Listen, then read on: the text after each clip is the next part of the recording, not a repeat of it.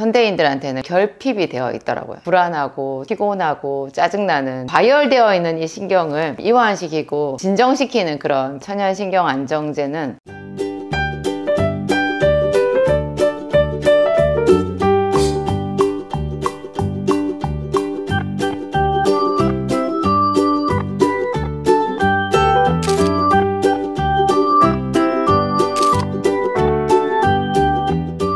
안녕하세요, 진약사입니다. 제 영상 중에서 천연신경안정제에 대한 그 이야기를 제목으로 담아가지고 올린 영상이 있는데 굉장히 많은 분들이 호응을 해주셨어요. 그래서 제가 생각할 때 정말 이 시대에 사는 사람들은 다 불안하고 두렵고 피곤하고 짜증나는 그런 공통된 증상을 가지고 살고 있구나. 그래서 천연신경안정제에 이렇게 많이 끌리시는구나. 그 생각을 했어요. 저는 제가 한 대학교 다닐 때 정도만 해도요, 그냥 머리에 뭐가 닿기만 하면 잤던 것 같거든요. 버스에서도 버스 타면 좌석에 앉잖아요. 그러면 바로 졸았던 것 같아요. 그래서 그 당시에는 그렇게 잘 못 먹고 못 자고 그렇게 이렇게 빠듯한 그 빡빡한 일정이 있어도 제가 그것을 어떻게 견뎌내고 대학을 무사히 졸업했던 것 같은데, 이제 나이가 드니까 이제 자려고 누워도 잠이 잘 안 오는 신경이 굉장히 예민해지는 그런 현상들이 많이 생기고 있어요. 그래서 제 병을 고치려고 하다가 또 제 주변에 그런 사람들 많이 있잖아요. 여러분, 수면제 없으면 잠을 못 주무시는 분도 있고, 신경안정제 없으면 일상생활이 안 되는 분도 있고, 자동차를 타고 가는데 터널이 나오면 자동차가 터널을 통과해야 되잖아요. 그게 무서워서 차 운전을 못 하시는 분도 있어요. 그런 분들이 병원 가서 진단을 받으면 공황장애라고 하죠. 천연신경안정제, 이게 모든 사람들한테 필요한 그런 시대인데요. 제가 제약 생기산을 이제 사람들한테 주면서 뜻밖의 그런 현상들을 제가 이런 게 있었어? 그런 것들이 좀 많이 있는데요. 그 중에 하나가 어린 아이들한테 있는 화병이었어요. 저는 아이들이 그냥 산만하고 집중력이 잘 없고 버릇이 없다라고 생각했거든요. 그런데 그게 아이들이 버릇이 없는 게 아니라 아이들도 어른처럼 짜증이 많이 나 있는 거죠. 천연신경안정제가 좀 필요한 상황인 거예요. 그래서 그 아이들이 불안하고 두렵고 그렇게 되다 보니까 굶주린 마음이 있다 보니까 그런 것을 이제 표출을, 어른은 이제 좀 이렇게 절제를 할 수도 있고 참을 수도 있는데 아이들은 그게 잘 안 되잖아요. 그래서 당연히 집중력이 떨어지고, 그래서 심하면 문제아로 취급을 받게 되는데요. 제가 생기산이랑 비타민 B, 마그네슘 이런 거를 투여를 하면서 이 아이들이 웃고 다니는 것을 제가 봤어요. 금방만 해도 조금 전까지 짜증이 나서 아주 견딜 수가 없었던 그런 아이가 착한 아이가 되는 거예요. 그래서 참 신기한 거예요. 어라, 저거는 뭐지? 그 짜증이 많은 아이들이 잘 걸리는 질환이 또 아토피, 천식 이런 거거든요. 아이들 경기 이런 것도 있잖아요. 그런 것도 어른들의 시각에서 보면 화병 같은 건 것 같아요. 하여튼 이 모든 사람들이 천연신경안정제가 필요한데, 제가 좀 결론부터 쉽게 말씀드리면 마그네슘이에요. 천연신경안정제는 칼슘하고 비슷한 이름을 가진 슘으로 끝나니까 마그네슘이라는 게 있는데요. 이게 현대인들한테는 거의 모든 사람들에게 결핍이 되어 있더라고요. 요즘에 결핍된 영양소 하면은 사람들이 다 비타민 D 이런 거 생각하시는데요. 제가 봤을 때는 마그네슘이 절대적으로 다들 부족해요. 이 마그네슘만 투여를 해줘도요, 어떤 사람들은 덜 붓는데요. 세상에 늘 다리나 하체 부종, 몸이 부어가지고 고통을 겪었던 사람이 알고 보니까 마그네슘 결핍증이라는 거죠. 마그네슘을 먹었는데 그것 때문에 커피로 인한 그 카페인 그 증상 있잖아요. 카페인 먹으면 어떻게 돼요? 가슴이 두근두근 하고 계속 화장실 들락거리고 소변을 자주 봐서 강심 이뇨 작용이 있기 때문에 그렇게 되는데요. 마그네슘을 투여를 했더니 그게 훨씬 수월하다는 거예요. 붓는 것도 덜하고 가슴이 두근두근 하는 것도 훨씬 덜하고, 커피 한 잔 마시는 것 때문에 그 벌 서는 것 같이 그렇게 됐던 불편한 증상들이 다 없어지더라는 거죠. 이게 식경증 이런 게 생기게 되면요, 아까 제가 말씀드린 공황장애 같은 거 있잖아요. 이런 거 아주 심각한 사실은 화병이거든요. 여러분, 화가 정말 확 치밀어 올랐을 때 우리가 잘 쓰는 말이 있어요. 피가 거꾸로 솟네. 그런 거 있잖아요. 피가 거꾸로 솟네. 그 다음에 또 쓰는 말이 뭐예요? 눈앞이 캄캄했다. 그런 말 쓰죠. 이게 그대로 정말로 우리의 교감신경이 극도로 흥분했을 때 나타나는 현상이에요. 더 심하면 어떻게 돼요? 졸도해요. 우리 몸이 너무나 심한 그 스트레스를 도저히 견딜 수가 없게 되면 잠깐 우리 몸의 전원을 꺼버린대요. 죽을 것 같으니까 비상 조치를 취하는 거죠. 참 재밌지 않아요? 우리 몸이 무슨 AI 인공지능처럼 있잖아요. 우리 몸에는 본래 이렇게 우리를 만드신 절대자 하나님이 그런 장치를 해놓은 것 같아요. 자기 생명을 보호하게끔. 그래서 전원을 잠깐 내리는 거죠. 쓰러졌다가 정신 차리면 이제 다시 재부팅이 돼가지고 이제 일상생활이 되기도 하게끔 그렇게 만들어 놓은 건데요. 생각해 보세요. 피가 확 도는 것 같네. 피가 거꾸로 솟네. 눈앞이 캄캄하네. 그 다음에 졸도하네. 가슴이 답답해서 이렇게 이러네. 이런 게 그 정도까지는 아니더라도 평소에 항상 눈이 충혈되고 머리가 아프고 그죠? 가슴이 답답하고 이런 증상, 극도의 스트레스 증상에 계속 사람이 노출되게 되면 우리 몸의 신경이 항상 과열되는 거예요. 신경이 과열되면 어떻게 되냐? 신경이 과열되면 우리 몸의 모든 에너지가 그냥 다 누수가 일어나요. 그리고 항상 혈액이 이렇게 상체 머리로만 이렇게 충혈이 된 상태가 되거든요. 그거를 상체 충혈, 하체 빈혈이라고 그런 말을 해요. 빈혈은 빈혈인데 하체 빈혈이라고? 하체가 빈혈이 되면요, 여러분 다리가 저려요. 자다가 다리에 경련이 일어나거나 아니면 다리에 쥐가 나거나 다리가 쩌릿 해가지고 잠을 잘 못 주무시는 분들이 있거든요. 다리가 저려서 못 자는 것도 있는데요. 이 다리가 저리다라는 게 다리에 피가 부족한 거고, 그 피는 그대로 어디에 가 있느냐? 머리에 가 있는 거예요. 그러면 이 뇌가 각성 상태가 되어 있는 거죠. 뇌가 각성 상태가 되어 있으면 잠을 자기가 힘들어요. 눈은 감았는데 자려고 해도 정신이 깨어 있는 거죠. 그런 사람들이 이제 억지로 그 신경을 좀 차단시키는 것들이 수면제, 신경안정제 이런 것들이거든요. 그거를 먹으면 다음날 일어났을 때 개운하지를 않아요. 머리가 멍해요. 띵 하고 억지로 신경을 꺼버렸기 때문에 우리 몸에서 이제 좀 경고등이 켜지는 거죠. 그렇게 하지 마라. 내가 좀 힘들었다. 그런 사인을 보내게 되는 거예요.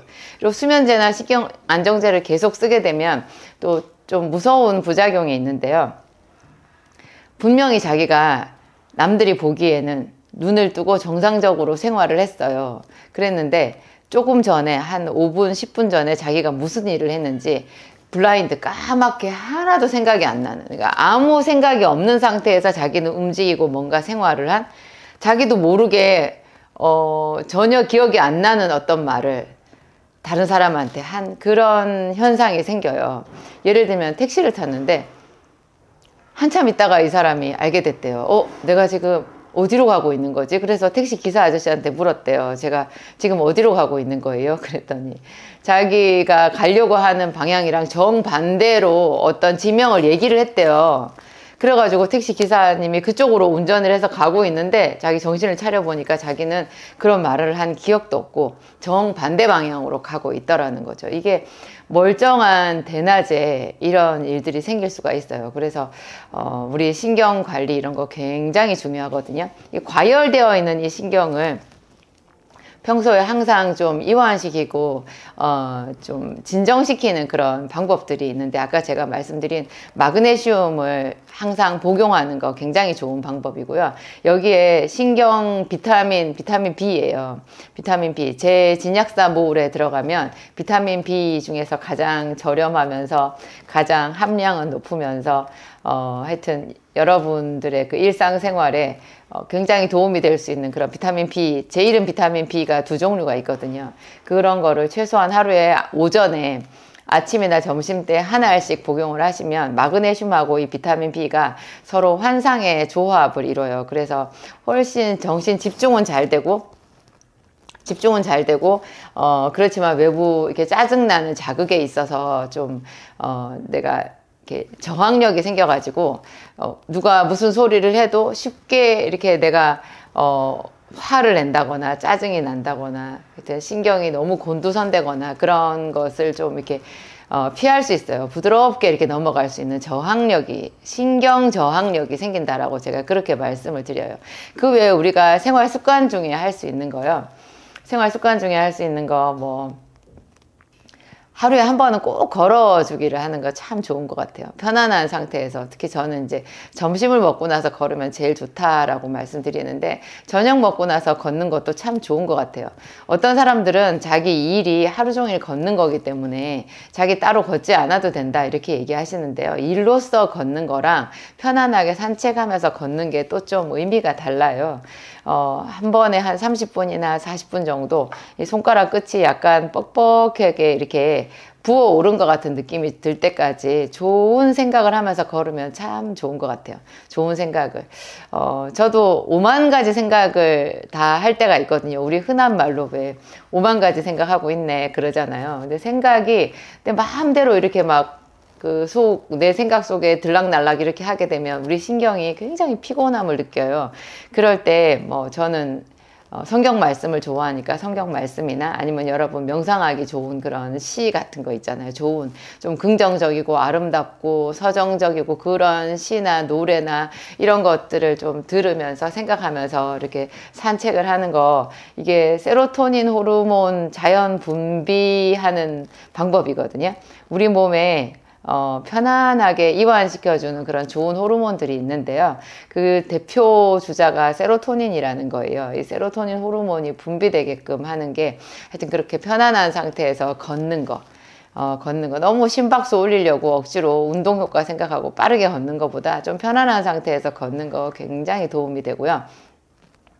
그리고 저는 이런 것도 참 좋다고 생각해요. 여러분, 요즘에는 다 사람들이 식사를 혼자 하지 않나요? 혼자 밥을 먹더라고요. 4인 가족, 5인 가족이 살아도 아침 식사는 다 제각각이고 안 먹고 가는 식구들도 많고 서로 얼굴도 안 보고, 저녁에는 저녁대로 또 다 들어오는 시간이 다르고, 점심 때는 친구랑 같이 먹나, 하여튼 이게 먹는 게 좀 편안한 상태에서 가족들 간에 또 좋은 친구들 간에 이렇게 즐거운 대화를 하면서 먹는 게 잘 없어요. 근데 하루에 한 끼 정도는 이렇게 편안한 상태에서 함께 식사를 하고 서로의 안부를 묻고 즐거운 대화를 하면서 식사를 하는, 이게 사람을 건강하게 하는데 너무너무 중요한 생활 습관이라고 해요. 같이 밥 먹는 거. 굳이 집에서 만든 그런 좋은 식탁이 아니라고 하더라도요, 무엇을 먹더라도 하여튼 같이 식사를 하면서 한 10분 정도라도 이렇게 이야기를 나누고 안부를 물어보고 그렇게 서로를 응원하고 격려하고 하는 그런 식탁 있잖아요. 이런 식탁이 또 굉장히 중요하고, 또 제가 좀 약사지만 약과 상관없는 그런 방법들도 여러분들한테 좀 필요할 때는 말씀드리고자 하는데, 예를 들면 서로 만져주는 거 있어요. 여러분, 손을 잡아주는 거, 이렇게 가볍게 포옹을 해주는 거, 손만 잡아줘도요, 그렇게 사람이, 안정감을 줘요. 제가 예전에 그런 재밌는 이야기를 들었는데요.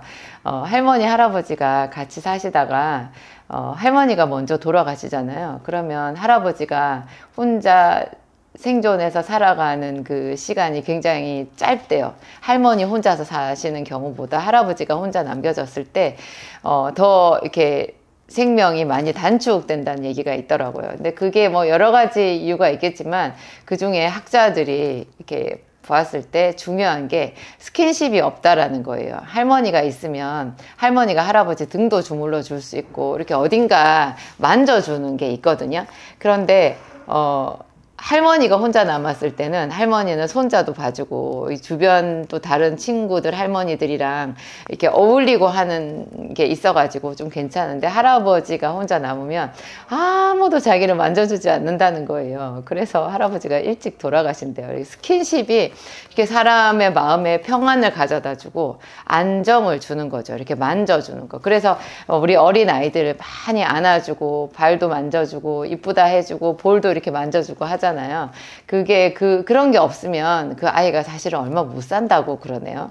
엄마 품에 안겨서 이렇게 볼도 비비고 어른들이 많이 만져줘야 된대요. 쭉쭉이 한다고 만져주고. 근데 이게 어른이 되었다고 해서 이런 스킨십이 필요 없는 게 전혀 아니고, 어른이 되어도 친구가 손을 잡아주는 거, 팔을 잡아주는 거, 어깨를 두드려 주는 거, 이런 거 있잖아요. 이런 것들이 우리의 심신의 안정, 마음을 편안하게 해주는데 정말로 도움이 된다고 해요. 제가 만든 약 생기사는 화병약이거든요.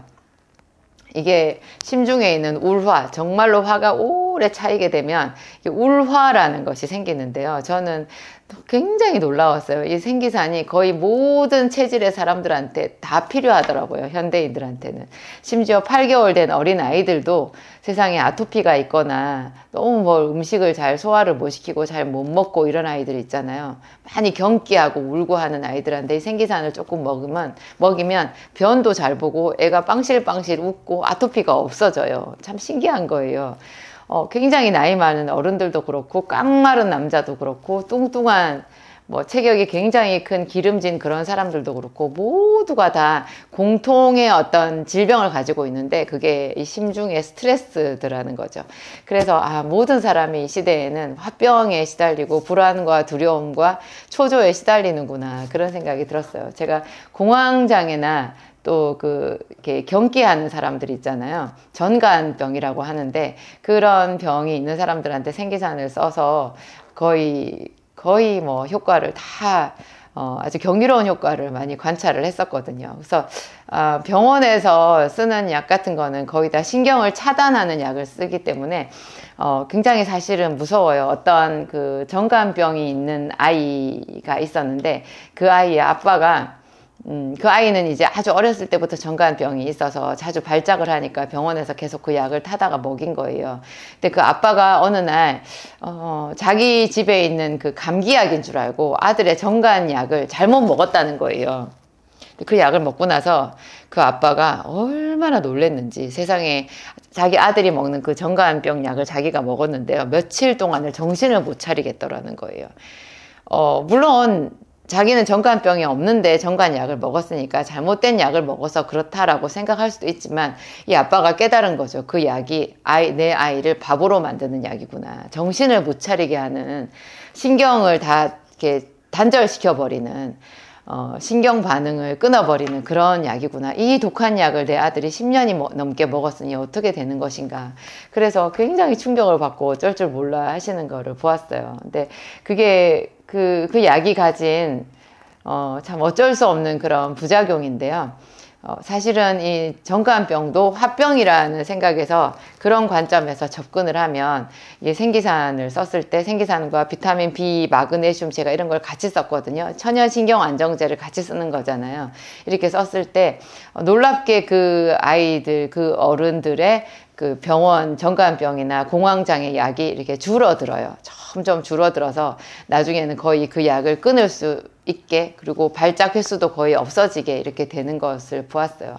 평소에 우리 몸을 이렇게 잘 편안하게 다루는 이런 그 건강 습관이 굉장히 중요한 것 같아요. 멀쩡한 사람들도 한 10년 이상 엄청난 집중력과 에너지를 발휘해서 어떤 한 분야에서 큰 성과를 이루는 이런 일을 하다 보면요, 그런 사람들은 보통 쉬는 날도 일하고 밤에도 일하고 그렇게 일을 하시잖아요. 그 일하는 재미에 사실 빠졌다라고 할 수 있는데, 그렇게 일하시고 난 뒤에 한꺼번에 그냥 모든 것이 다 스톱되는 그런 분들도 제가 보았거든요. 저한테 그때 상담하러 오셨던 한 50대 후반의 남자분이 제가 지금도 기억에 남는데, 아무것도 하실 수가 없대요. 근데 그분이 거의 15년인가 20년인가를 제가 아까 말씀드린 잠도 안 자고 제대로 먹지도 않고 쉬지도 않고 그러면서 자기 그 직업 전선에서 매진을 하셨더라고요. 그래서 굉장히 큰 성과를 성취를 하고 되게 높은 그런 어떤